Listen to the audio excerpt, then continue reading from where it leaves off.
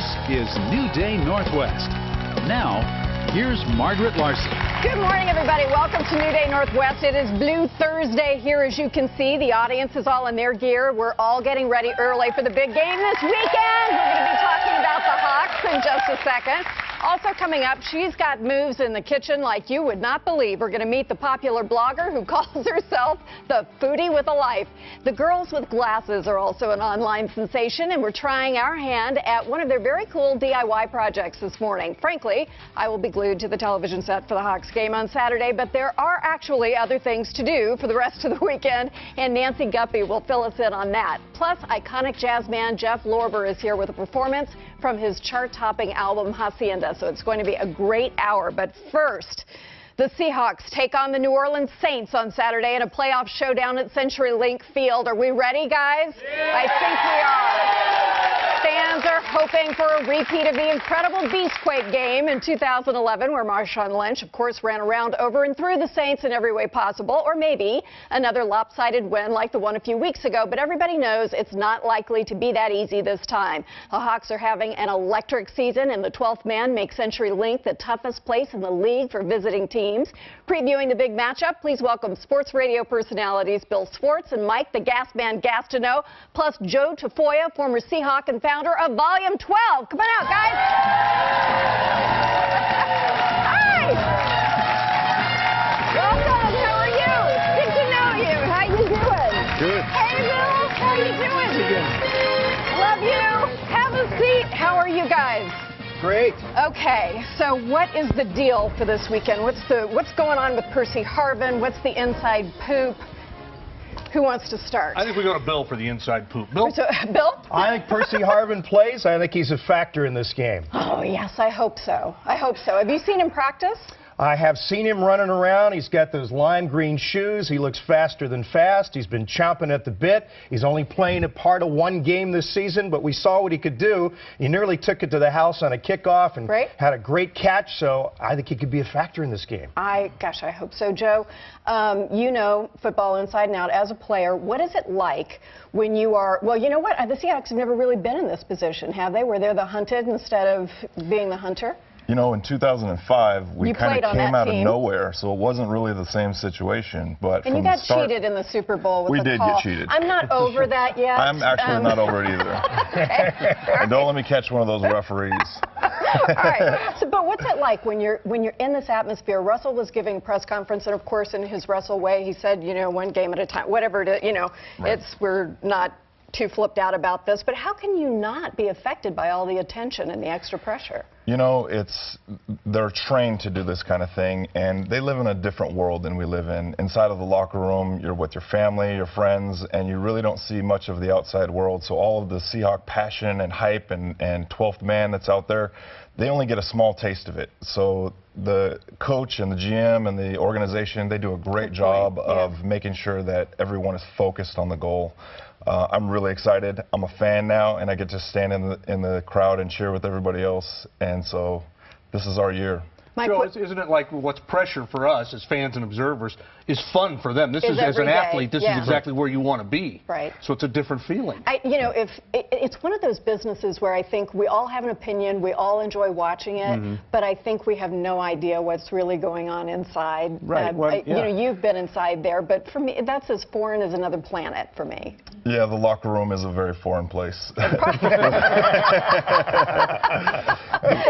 okay. I don't really think I want to go. Tell me about the 12th man, the volume project that you've been doing. We got the record. We lost it to Kansas City for like, 5 minutes, got it back as we should. What gave you the idea to do this? As a former player, I remember on the field in 2005, we were playing against the Giants. There were 7 false starts in that game. I remember how much trouble Eli Manning was having communicating with his offense.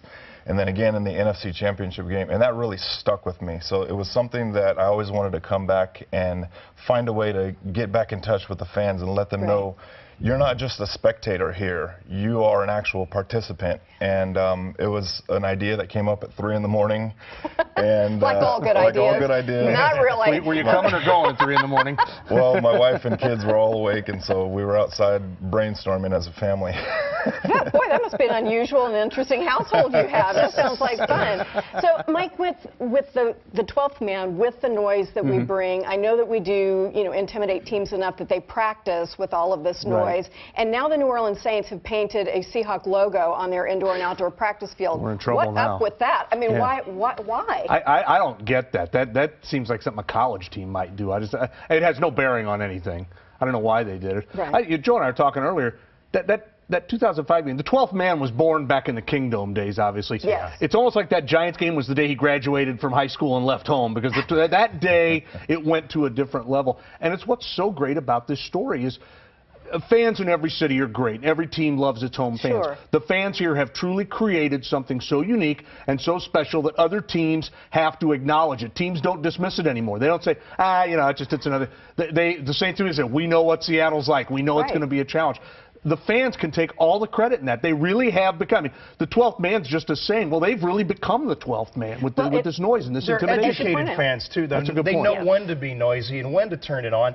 And the noise is real. I've covered a lot of games on the sideline. When you can feel it go through your body, seriously, that is intimidating to the other team. Right. And it absolutely does cause these false starts many times, correct? Right. We're leading the league in false starts since 2005.